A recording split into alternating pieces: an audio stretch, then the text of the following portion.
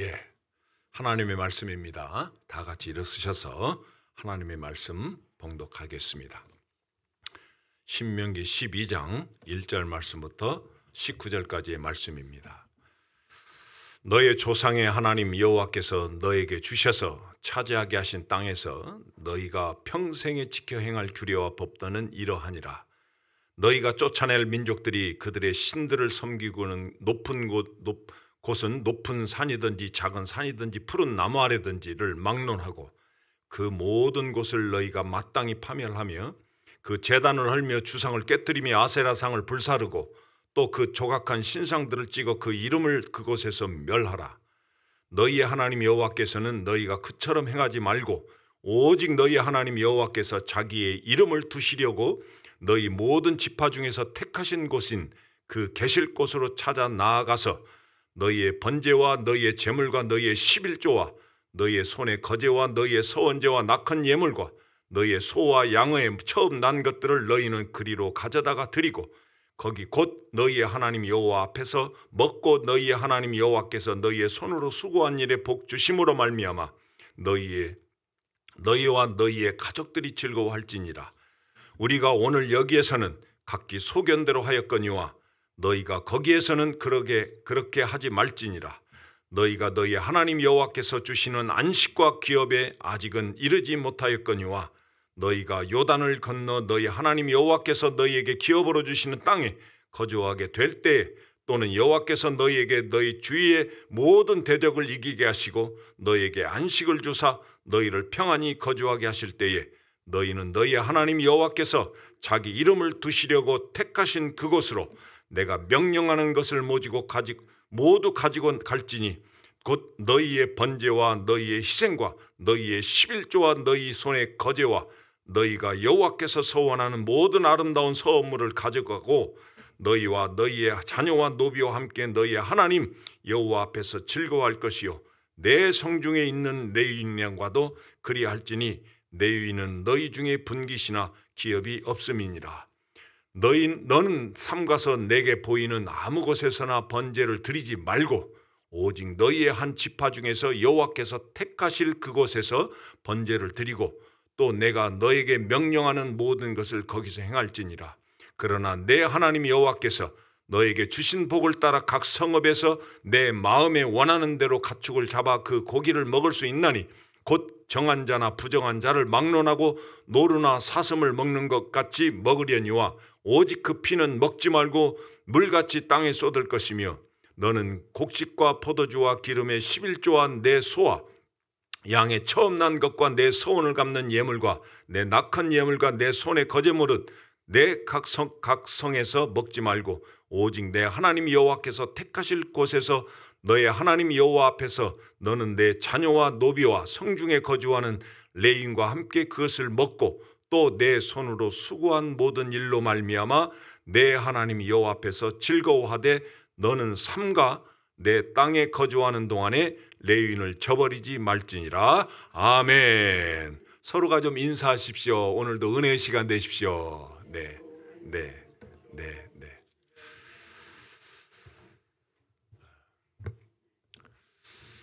우리 성도님들 법 잘 지키고 계시나요? 예. 여러분들이 살아가는 하루하루가 다 우리가 법 가운데 지금 살아가고 있는데 여러분들 만일에 한번 가정을 한번 해보십시다. 만약에 우리가 살아가고 있는 이 땅에 법이 없다면 어떻게 될 것인가? 예. 저도 가끔 그런 생각을 해봅니다. 아, 우리가 사는 이 땅에 법이 없으면 어떻게 될 것인가? 아마 모르기는 몰라도 타락한 이 땅에 만약에 법이 없다면 아마 약육강식이 난무하고 아마 아수라장이 되었을 겁니다. 비근한 예로 교통신호가 이 고장이 난 곳을 여러분들 한번 가보십시오. 예, 예.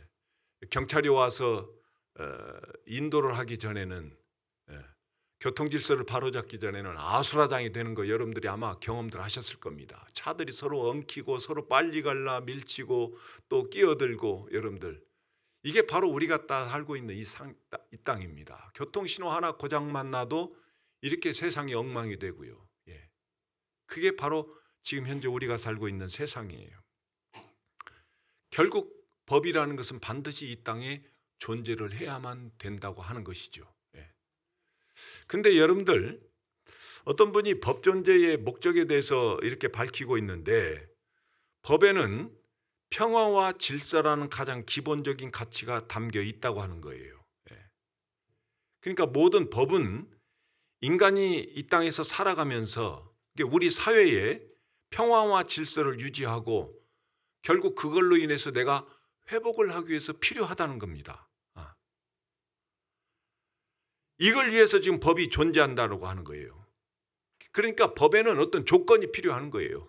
이런 조건을 법이 우리에게 제시를 하게 되면 그 법은 우리가 그 조건을 수용을 할 때 우리가 함께 질서가 있고 평안을 누릴 수가 있다고 하는 겁니다. 그런데 이제 이 법에는 여러분들 사회적인 가치가 있고 사회적인 반가치가 있다고 하는 겁니다. 사회적인 가치라고 하는 것은 이런 것들입니다. 사람들에게 우리가 가질 수 있는 어떤 권리를 주는 겁니다. 예를 들어서 재산권. 법에서 우리가 재산권을 보호해 주잖아요. 또 우리의 명예. 요즘 뭐 명예훼손이다 해갖고 막 고소하고 서로가 막 법정 드나들고 하잖아요. 또 우리가 권력. 여러분들 열심히 노력하면 세상이 보호를 해줘서 우리로 하여금 그 권력을 갖게 만드는 것들. 이런 것들이 사회적 가치로 인해서 우리에게 주시는 권리예요. 또 사회적 반가치라고 하는 것은 무엇입니까? 우리에게 괴로움을 주는 여러 가지들이 있잖아요. 죽음의 문제, 또 노동의 문제, 또 속박의 문제. 이런 것들로부터 우리를 보호하기 위해서 사회적인 반가치로부터 우리가 보호하기 위해서 법이라는 것. 그러니까 무엇을 말을 하는 거죠? 의무를 말하는 겁니다. 우리가 법에서 딱 규정한 의무를 잘 지켜나갈 때 내 생명도 보호할 뿐만 아니라 많은 사람들의 생명도 보호할 수가 있다고 하는 겁니다.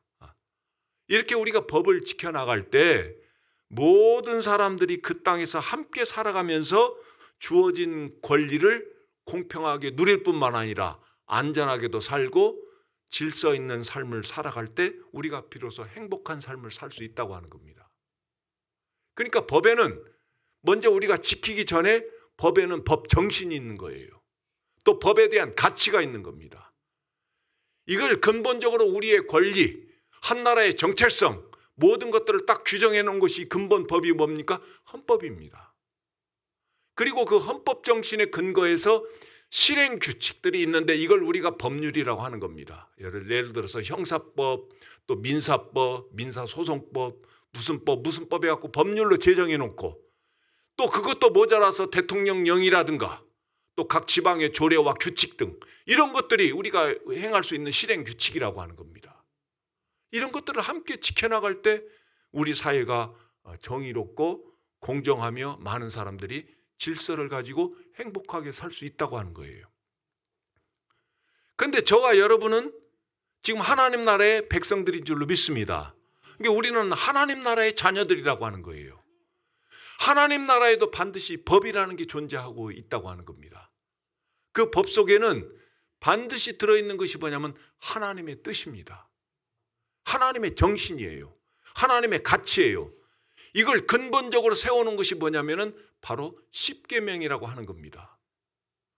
바로 이 십계명이라는 근거로 인해서 이제는 어떻게 너희들이 하나님의 나라에서 정의를 세우고 올바르게 살아가고 함께 어우러져서 살아갈 때 행복하고 서로가 존중해주고 또 공의를 세우고 또 서로가 행복하게 살 수 있는 길이 무엇이냐, 이런 것들을 서로가 약속을 하면서 지켜나가는 것을 우리가 실행 규칙이라고 하는데 그게 바로 율법 또는 오늘 신명기 말씀에 보면 규례와 법도라고 하는 겁니다. 이런 것들을 우리가 지켜나갈 때 함께 질서 있게 행복하게 살아갈 수 있는 거예요.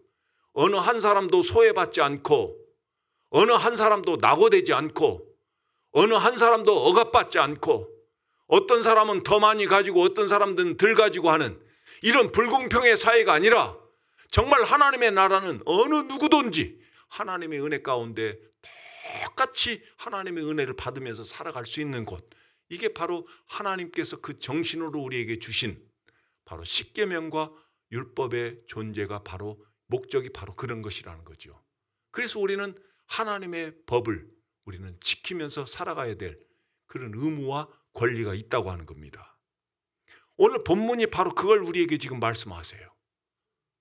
오늘 본문은 이제 이스라엘 백성들이 그동안 홍해를 건너서 모압 평지까지 오는 동안 잠시 거기서 머물면서 이제 요단을 건너서 이제 그들이 가고자 하는 목적지인 가나안 땅에 이제 들어갈 예정인데, 그곳에서 하나님의 나라를 이루면서 살아갈 때는 이렇게 하나님께서 주시는 법을 지켜야만이, 실행해야만이, 규칙을 실행해야만이 너희들이 어떤 사람이든지 공정하게, 어떤 사람이든지 낙오되지 않고, 어떤 사람들이 소외되지 않고 똑같이 행복하게 하나님의 정의를 실현시키면서 살아갈 수 있을 것이다 라고 하는 실행 규칙을 몇 가지를 지금 오늘 모세는 이스라엘 백성들에게 지금 선포를 지금 하고 있는 겁니다.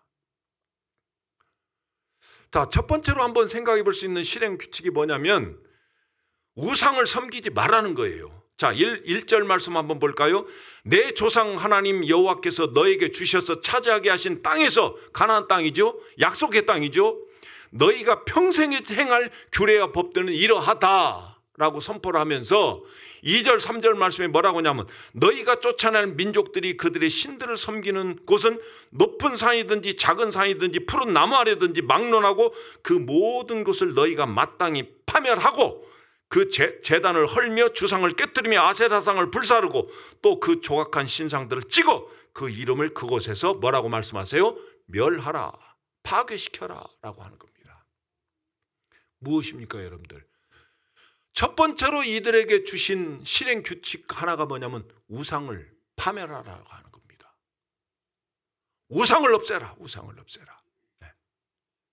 무엇입니까? 하나님의 백성들은 철저하게 하나님만을 바라보고 나가야 될 줄로 믿습니다. 그런데 이 우상들이 하나님을 바라보는데 자꾸 방해거리가 된다는 거죠.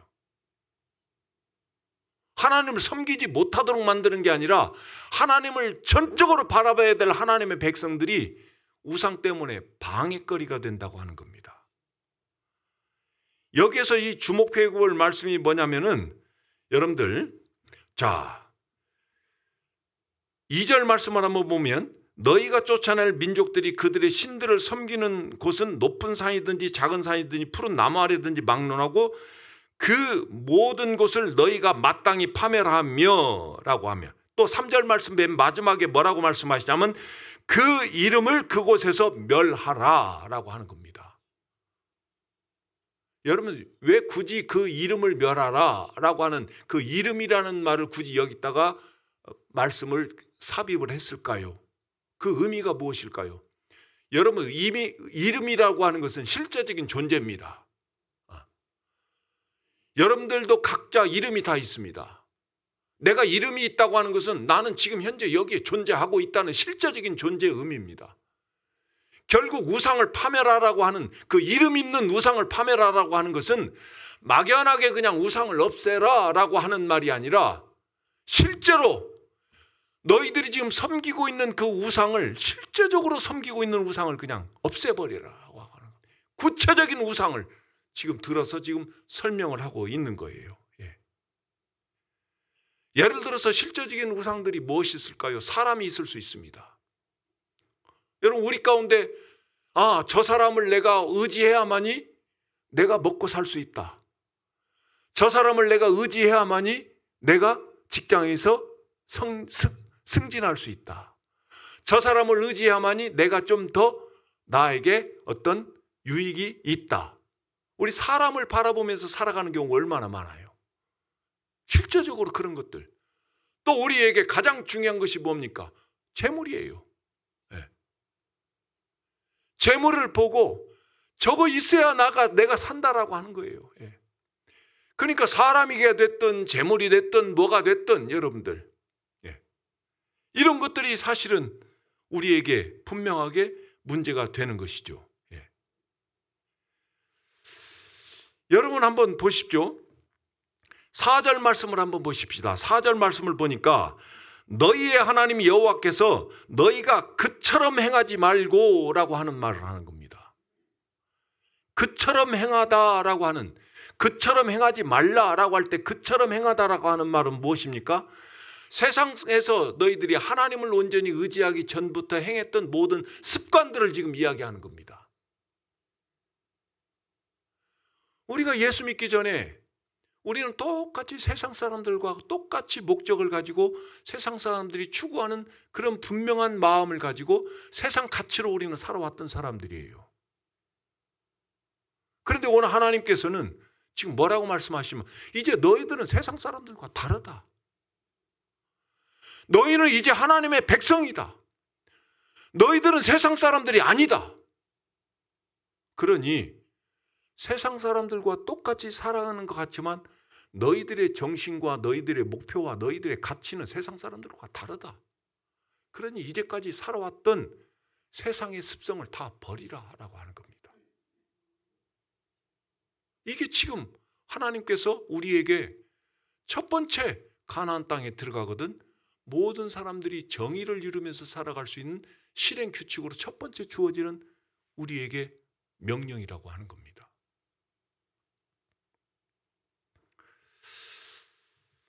여러분 이 말씀을 지금 제가 묵상을 하면서 첫 번째로 들어갔던 생각이 뭐냐면은 왜 하나님은 가나안 땅에 들어갔을 때 첫 번째 실행 규칙으로 하나님을 어떻게 경외할 것인가 그 경외하는 방법을 안 주시고 왜 우상을 철폐하라고 먼저 말씀을 하셨을까?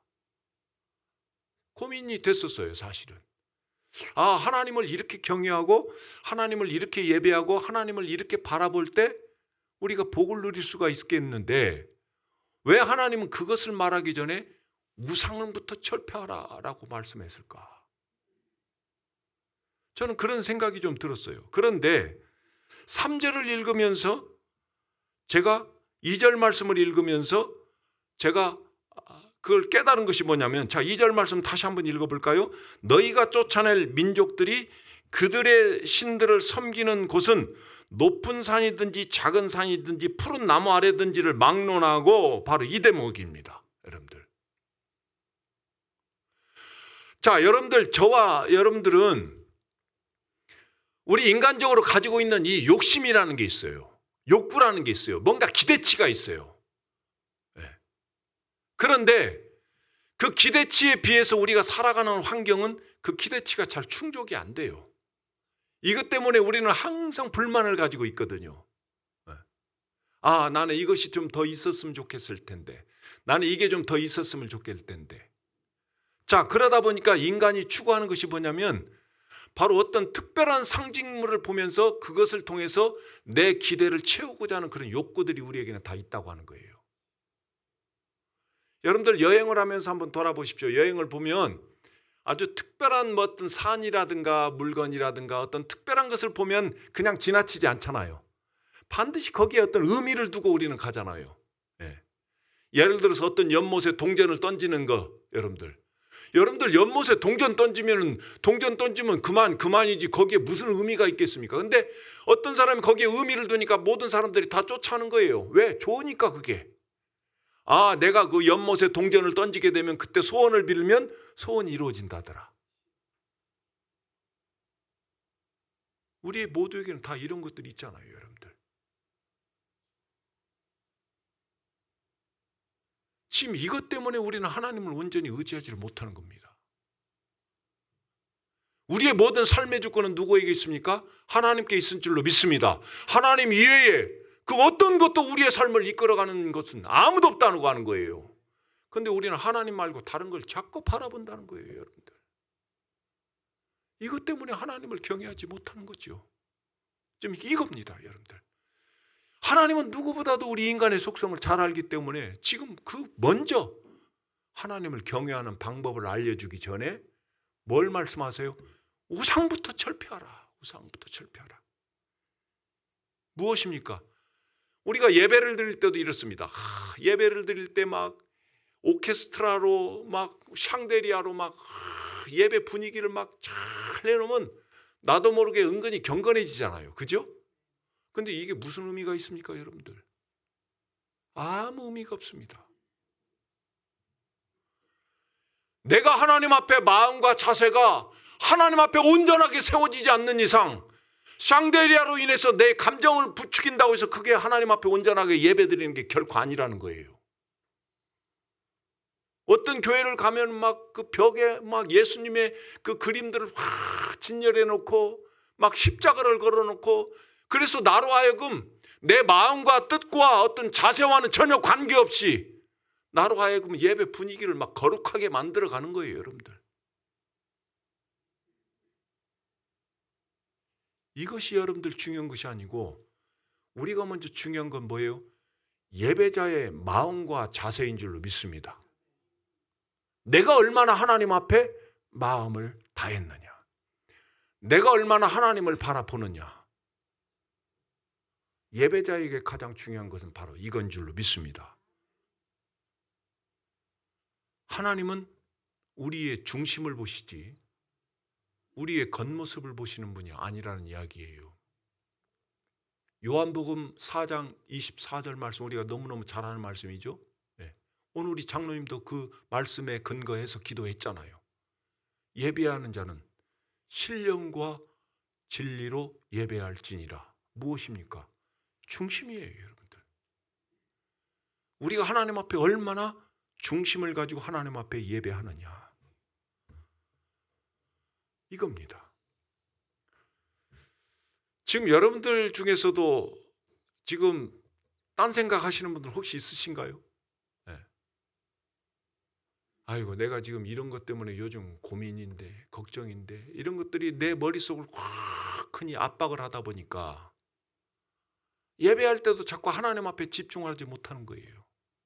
네. 일주일 동안 굉장히 피곤한 삶을 살아요. 너무너무 피곤하다 보니까 그 피곤에 이기지를 못하고 예배는 나오기는 했는데 내 마음과 자세를 하나님 앞에 집중을 하지 못하는 거예요. 피곤한 상태로 무슨 말씀을 들었는지 우리는 기억이 안 날 정도로 그냥 예배에 왔다가 그냥 가는 경우들이 우리는 얼마나 많은지 모릅니다. 예배가 끝나고 났는데 오늘 내가 무슨 말씀을 들었지? 예배를 끝나고 났는데 내가 무엇을 지금 하나님 앞에 회개를 했지? 오늘 예배를 통해서 내가 결단한 것이 무엇이지? 전혀 변화가 없는 상태로 그냥 온 그대로 그냥 나가는 모습. 네. 과연 이런 예배자의 모습으로 하나님의 은혜를 우리가 받는다는 거 어불성설입니다. 무엇입니까?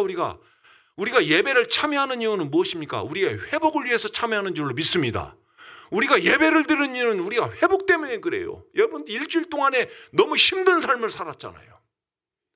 그리고 오늘 예배를 드리고 또 앞으로 일주일간에 또 세상에 가서 또 힘든 삶을 살아야 됩니다. 그럴 때 우리를 이끌어 가시는 하나님의 능력을 우리가 덧입고 이것으로 우리는 또 일주일을 살아가는 거예요. 그러려면 예배자로서 하나님으로 인한 회복의 은혜를 누려야만이 우리는 그동안 일주일간 받았던 여러 가지 힘든 것들 여기서 회복하고 다시 일주일간을 살아갈 수 있는 능력으로 우리는 세워가는 겁니다. 어떨 때?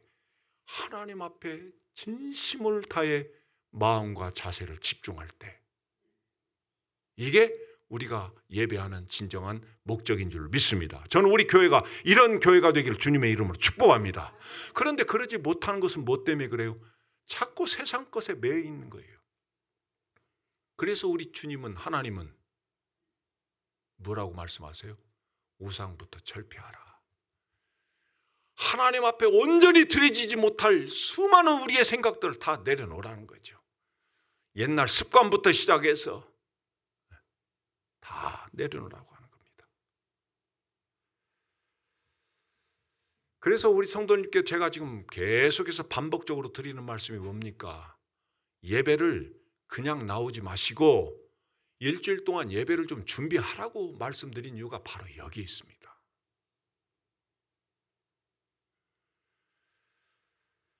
우리가 예배를 준비하게 되게 되면요, 단순히 그냥 준비하는 것에서 끝나지 아니하고 내가 지금 세상에 매여 있구나 라고 하는 것들을 찾고 경계심을 갖게 되는 겁니다. 아, 내가 예배를 준비하면서 내가 아직도 세상에 매여 있구나. 이걸 자꾸 경계하게 되는 겁니다. 그렇게 되다 보면 내 마음과 자세가 자꾸 달라지는 거예요. 그러다 보면 준비하는 과정 가운데서도 하나님을 체험하는 거예요. 자꾸 하나님을 사모하게 되는 거예요. 자, 그러다 보면 어떤 일이 벌어져요? 내 생활을 자꾸 절제를 하게 만들어요. 그래서 예배를 나오신 분들과 전혀 상관도 하지 않고 생활의 절제도 이루어지지 아니하고 그냥 시간이 되어서 그냥 아무 생각 없이 예배를 나오신 분들과는 은혜의 강도가 반드시 달라요. 출애굽기 30장에 보시게 되면 제사장이 제사를 드리기 전에 준비해야 될 분명한 것에 대해서 말씀을 하시는데 출애굽기 30장 19에서 20절입니다. 아론과 그의 아들들이 그 두멍에서, 두멍이라는 건 물두멍을 말하는 거죠. 두멍에서 수족을 씻되, 예를 들어서 여러분들 제사를 드리러 갈 때 자, 성전 입구에 이 물대야가 놓여져 있습니다. 이걸 우리가 물두멍이라고 하는데 그 물에 거기에는 물이 이렇게 차져 있는데 여기다가 손을 씻으라는 거예요. 이게 무슨 의미일까요, 여러분들? 자, 두멍에서 수족을 씻되 그들이 회막에 들어갈 때에 물론 씻어 죽기를 면할 것이요. 하나님을 만나려면 죄가 있으면 안 되는 거거든요. 씻으라는 거예요. 그리고 제단에 가까이 가서 그 직분을 행하여 여호와 앞에 화제를 살을 때에도 그리할지니라. 아멘. 자, 무엇입니까, 여러분들? 준비하라는 거죠. 뭘 준비하라는 거예요? 하나님 앞에 온전하게 서 있는지 자꾸만 내 마음과 자세를 정결하도록 내 마음을 자꾸 가다듬으라고 하는 겁니다. 이런 자세로 우리가 일주일간을 살아야 되는 거예요. 그래야 주일에 여러분들이 예배에 나와서 하나님께서 예비하신 은혜를 충만하게 누리고 진정한 회복의 은혜를 누릴 줄로 믿습니다. 저는 우리 성도들이 이런 여러분들, 우리 교회가 이런 예배의 공동체가 되기를 주님의 이름으로 축복합니다. 그런데 여러분들 오늘 본문 말씀에 자주 등장하는 구절이 뭐냐면 택하신 곳이란 말이 자주 등장을 해요.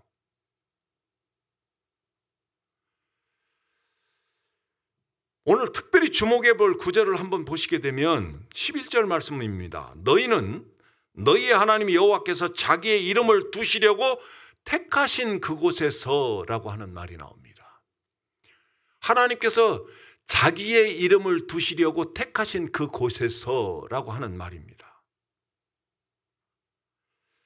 이 의미는 무엇일까요, 여러분들?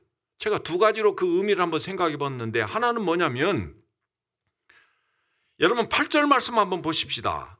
우리가 오늘 여기에서는 각기 소견대로 하였거니와 너희가 거기에서는 그렇게 하지 말지니라. 지난번에도 제가 한번 이 말씀을 인용해서 여러분들에게 말씀드린 기억이 있어요. 그동안 우리가 하나님을 제대로 알지 못했을 때는 세상의 습관대로 우리가 행했지만 이제는 우리가 하나님의 자녀로서 하나님의 백성이 되었다면 이제는 그렇게 하지 말라는 거죠. 뭐 어떻게 하지 말라는 거예요?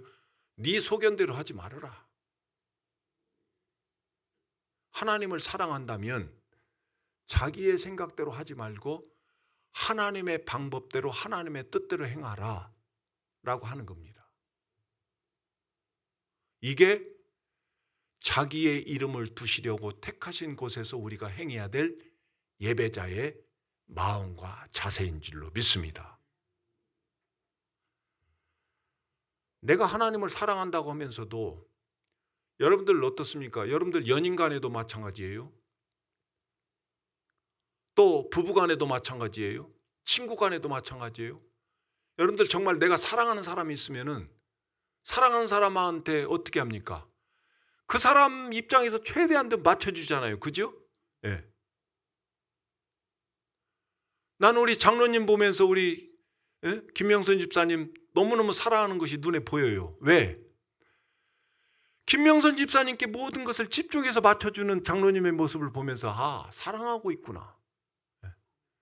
근데 장로님 표정이 별로 안 사랑하는 것처럼 표정을 짓네. 이렇단 말이죠. 여러분 무엇입니까? 내가 그 사람을 사랑한다면 그 사람의 입장을 맞춰주는 겁니다. 내가 하나님을 사랑한다면 내 방식 다 버려라고 하나님께 말씀하셨으면 그거 다 버리고 하나님을 사랑하는 거예요. 무엇입니까? 하나님의 방식대로 내가 표현하는 겁니다. 이거예요, 여러분들. 옛날에 네 색깔, 네 생각, 네 소견 다 버려라 하는 거예요. 옛날 습관 다 버려라고 하는 거예요. 이제는 새로운 백성이 됐으니까, 하나님의 자녀가 됐으니까 어떻게 하라는 거예요? 하나님의 방식에 그대로 따르라고 하는 거예요. 이럴 때 하나님의 복과 은혜가 우리 가운데 충만하게 임할 줄을 믿습니다. 바로 그 의미가 자기의 이름을 두시려고 택하신 곳에서라고 하는 의미입니다. 그러니까 우리의 예배는요, 기존에 있는 종교적인 방식과 달라야 된다는 얘기예요. 여러분들 종교는 어떻습니까? 하나님에 대한 내 마음과 자세는 전혀 관계없이 내가 어떻게 무엇든 조건을 갖춰놓고 열심히 그 앞에 드리기만 하면 종교로서는 충분히 충족을 해요. 근데 우리 예배는 그렇지 않습니다. 가장 중요한 것이 뭐예요? 내 마음의 중심에 무엇이 있느냐. 이게 바로 우리가 행해야 될 예배의 모습이라고 하는 거예요. 제가 하나님께 여러분들 집중하라는 말을 합니다. 이 집중이라는 말이 여러분들 어떻게 여러분들은 받아들이십니까? 여러분 기도할 때에 지난번 제가 수요 예배 때도 말씀을 드렸어요. 기도할 때 기도는 우리가 말하는 것이라고 생각할 때가 많습니다. 그러나 기도는 무엇이에요? 듣는 겁니다. 하나님의 음성을 듣는 겁니다. 하나님의 뜻이 무엇인가를 집중하는 겁니다. 하나님, 내가 지금 하나님의 뜻대로 살고 있습니까? 내가 지금 하나님의 말씀대로 지금 살고 있습니까를 다시 한번 기도를 통해서 하나님의 뜻이 무엇인가를 찾고 집중해 보라고 하는 거예요. 내가 하나님 앞에 손을 들고 찬양을 합니다. 나는 정말 하나님의 은혜 가운데 살고 있습니다. 그런 마음이 있다면 우리는 손을 들지 않을 수가 없는 거예요. 우리가 하나님을 찬양한다는 것은 하나님을 내가 노래를 통해서 자랑을 하는 거예요. 하나님만이 나의 삶의 전부입니다. 이게 찬양인 줄로 믿습니다. 나는 그렇게 정말 찬양하고 있는가? 말씀을 들을 때 여러분들 10년 가운데 말씀을 듣게 되면 자꾸 부딪히고 찢기는 것들이 있어요. 어떤 분들은 설교를 듣다가 마음에 찢김을 받으면 왜 목사님은 나만 갖고 그래? 이러시는 분들이 있거든요.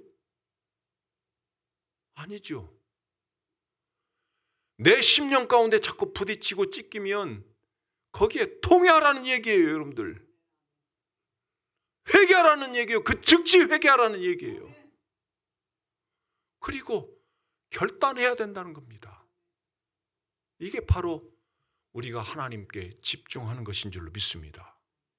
이게 바로 우리가 진정한 예배자의 모습이라고 하는 거예요. 또 한 가지 자기 이름을 두시려고 택하신 곳에서라고 하는 말씀은 뭐냐면 우리에게는 구원을 받았어요, 여러분들. 구원을 개인적으로 우리는 하나님 앞에 구원을 받고 지금 현재 공동체로 모여 있습니다.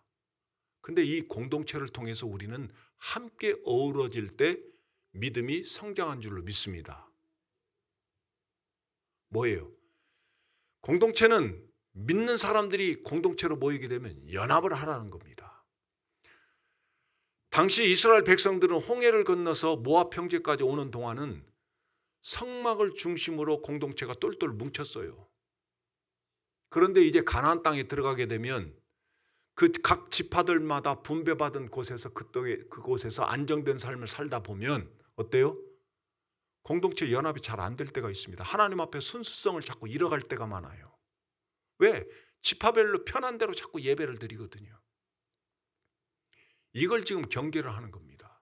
그래서 다윗은 여호와 숭배 신앙을 회복하는 것이 민족 공동체를 연합하는 성결 과제라고 생각하고 예루살렘 성전을 세우기로 그렇게 결정을 했던 겁니다. 여러분, 교회는 연합하는 것이 굉장히 중요합니다. 뭘 위해서? 우리가 진정한 예배자로서 우리가 하나님 앞에 온전히 서기 위해서 우리는 연합을 하는 거예요. 결국은 교회 연합이 무엇이죠? 우리의 유익 때문에 그렇습니다.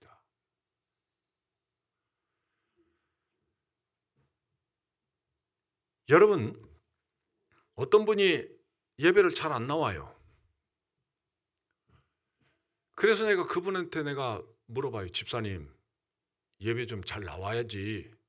내가 물어봐요. 목사님, 걱정하지 마세요. 나 예배 안 나와도 다 할 건 다 해요.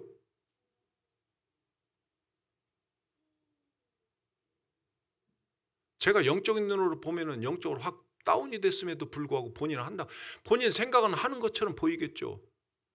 네. 근데 그게 안 됩니다. 믿음이 떨어져서 예배를 못 나오는지 아니면 예배를 안 나와서 믿음이 떨어진 것인지 뭐가 순서가 먼저인지는 우리가 따져야 될 이유는 없습니다. 아무튼 공동체의 예배와 믿음과는 직결된다고 하는 겁니다. 그래서 예배가 그만큼 중요하다고 하는 거예요. 에베소서 2장 말씀에 그걸 우리에게 분명하게 말씀하십니다. 그 안에는 예수 안에서라는 뜻이에요. 그러니까 예수 안에 있는 공동체라고 하는 뜻입니다. 건물마다 서로 연결하여, 건물이라고 하는 것은 각각의 지체들을 말하는 겁니다. 저도 그렇고 우리 성도님들도 그렇고 각각의 사람들 지금 건물로 표현을 하는 거예요. 건물마다 서로 연결하여 주 안에서 성전이 되어가고 너희도 성령 안에서 하나님의 거하실 처소가 되기 위하여 그리스도 예수 안에서 함께 뭐라고 말씀하세요? 지어져 간다라고 말씀하시는 겁니다. 여러분, 믿음은 나 혼자 잘한다고 해서 믿음이 성장하는 것이 아니고 공동체에서 각각의 서로가 얽혀서 함께 연합해서 살아갈 때 우리가 믿음이 성장될 줄을 믿습니다. 이게 성경이 우리에게 주시는 원리예요. 그만큼 우리는 교회 안에서 함께 예배하고 함께 부딪히고 함께 봉사하고 함께 기도하고 함께 모임하고 하는 이것이 굉장히 중요해요. 그래서 히브리서 기자는 모임을 폐하기를 어떤 사람들의 습관같이 하지 말고 너희들은 예수 안에서 모여서 하나님의 은혜 가운데 더욱더 교제에 힘쓰라 라고 우리에게 권면했던 이유가 바로 여기에 있습니다. 저는 우리 교회가 이런 교회가 되기를 주님의 이름으로 축복합니다. 그럴 때 여러분들이 믿음으로 세워질 수 있다고 하는 겁니다.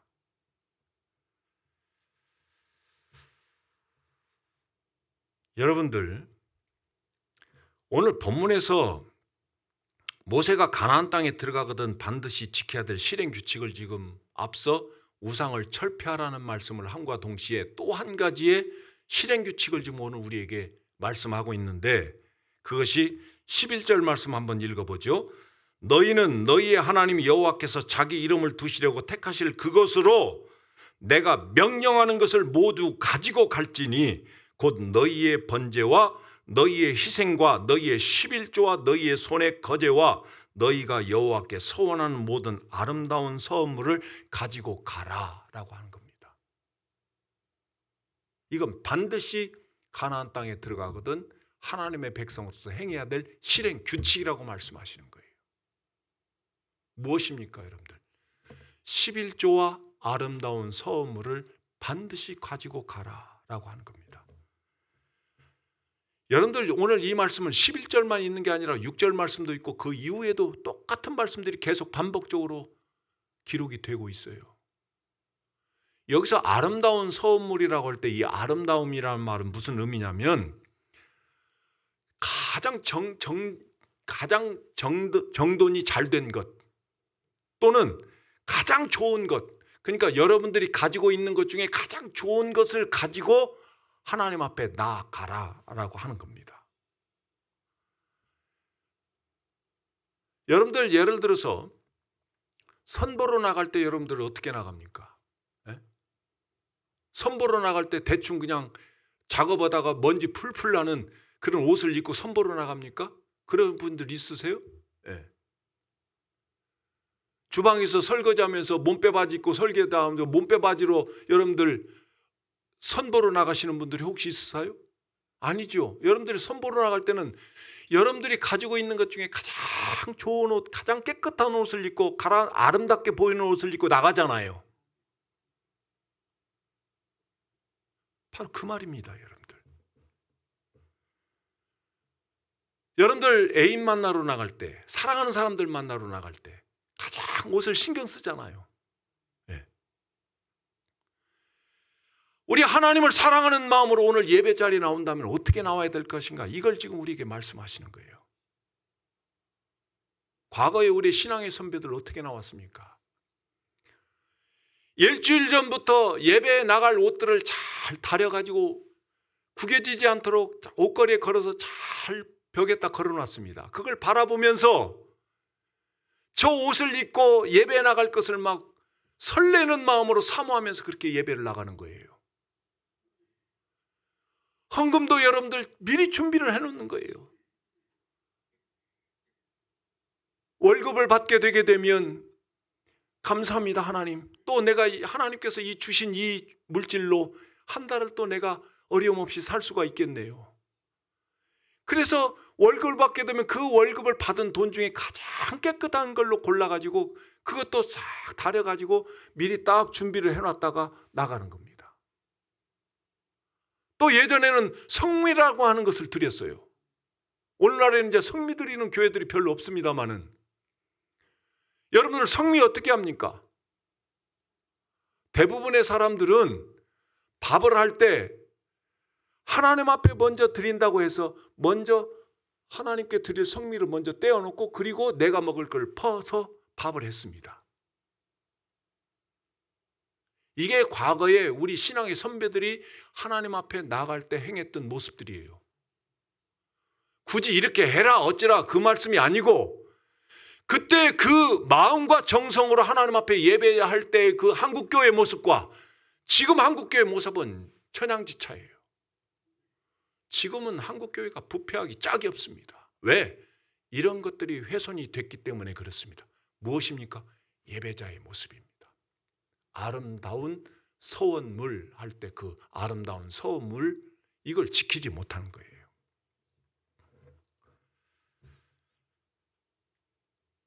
여러분 11조 오늘 이야기가 나왔으니까 잠시 그냥 자세한 설명보다는 그 의미만 잠깐 짚고 넘어가 보죠. 마태복음 12장에 보시게 되면 악한 농부의 비유가 나옵니다. 이 마가복음 12장에 보면 이 악한 농부의 비유가 나오는데 포도원 주인이 이제 먼 길을 떠날 때에 농부들에게 자신의 포도원을 맡겨요. 포도원을 맡겨서 이제 농부에게 거기서 농사를 짓고 거기에서 소출을 가지고 먹고 살라고 이렇게 맡기는데 너희들이 이제 잘 그곳에서 농사 짓고 잘 소출을 거둬 가지고 그 열매로 잘 먹고 살아라. 대신 그냥 너희들이 갖지 말고 내가 1년에 한 번씩 너희들에게 내가 내 관리자를 보낼 테니까 그들에게 그 소출의 일부를 나에게 주어라. 그렇게 이제 약속을 하고 포도원을 맡기고 가요. 그런데 나중에 이제 때가 되어서 포도원 주인이 농부에게 관리자를 보냈는데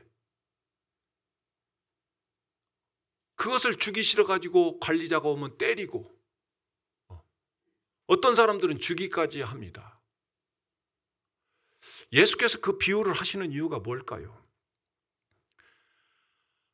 농부들은 자신의 땅이 아니거든요. 자신의 것이 아니거든요. 하나님의 것이거든요. 포도원 주인의 것이거든요. 그러면서도 마치 자기 것인 것처럼 착각을 하기 때문에, 또 한 가지는 이 소출이 있어야만이 내가 먹고 살기 때문에 주기가 아까운 거예요.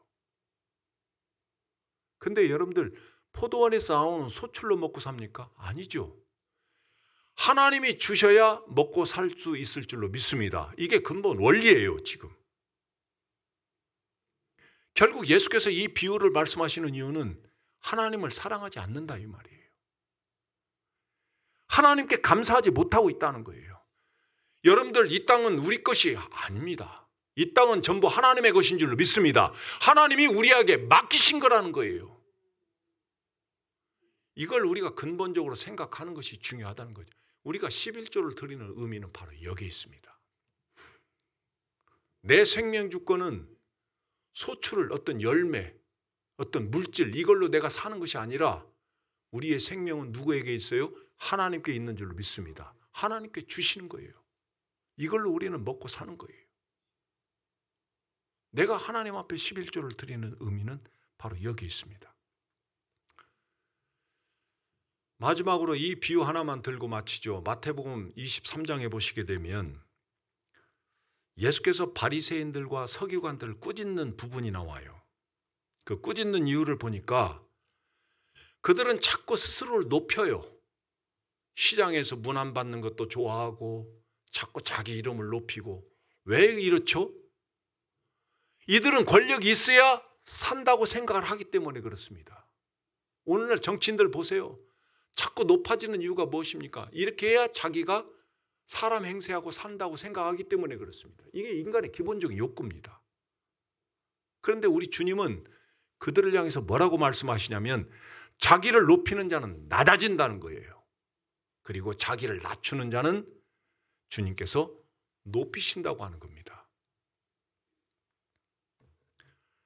그러면서 주님께서 뭐라고 말씀하시냐면 그들은 박하와 회왕과 근처의 11조는 들이되 율법에 더 중한 바 정의와 긍휼과 믿음은 버렸다는 것이죠.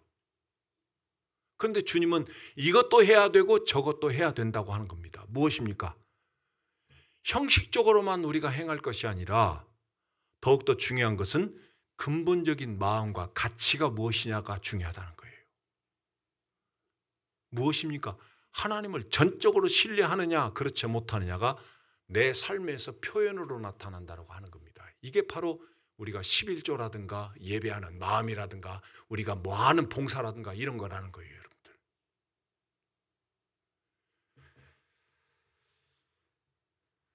여러분들, 예수께 한 율법사가 와서 예수를 시험하고자 질문을 합니다.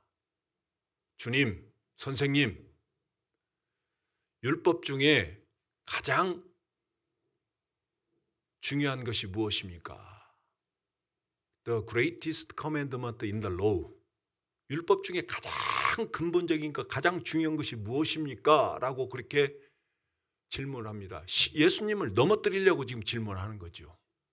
그럴 때 예수님께서 뭐라고 말씀하셨습니까? 10계명의 근본적인 정신을 예수께서는 말씀하셨습니까? 무엇이죠? 네가 지금 하나님을 사랑하느냐? 네가 정말 믿음으로 세워져서 이웃을 사랑하느냐? 이게 율법의 본질적인 정신이라고 하는 겁니다. 우리가 정말 하나님의 백성이라면 하나님의 가치를 우리가 알고 그 정신대로 우리가 하나님의 자녀로서 하나님을 사랑하고 살아가느냐. 그게 바로 실행 규칙이라는 겁니다. 그 마음이 있으면 우리는 하나님의 법을 잘 지킬 수 있다고 하는 겁니다. 이런 법을 지킬 때 우리는 하나님의 은혜와 복을 충만하게 누릴 줄로 믿습니다. 바울이 말한 대로 우리는 하나님의 시민권자인 줄로 믿습니다. 우리는 하나님의 전적인 은혜로 우리는 이제 새로운 신분으로 바뀐 거예요. 여러분들은 새로운 피조물이에요. 하나님께서 귀하게 여기서 우리는 새로운 피조물로 우리는 바뀐 거예요. 그러면서 바울은 뭐라고 말씀하세요? 옛 것은 지나가 버렸다고 하는 거예요. 옛날에 우리가 살던 방식은 이제 우리가 사는 방식이 아니라는 거예요. 그리고 The new has come. 새로운 것이 우리는 이제 왔다 하는 거예요. 이제 새로운 방식으로 살아가는 거예요. 그 새로운 방식이 무엇입니까? 하나님을 진정으로 사랑하는 표현의 방식으로 살라는 거죠. 저는 우리 성도님들이 이런 방식으로 살아감으로 인해서 하나님의 은혜를 충만하게 누리며 살아가는 귀한 여러분들 다 되시기를 주님의 이름으로 축복합니다. 우리 이 시간에 우리 말씀 들었으니까 다시 한번 생각하십시오.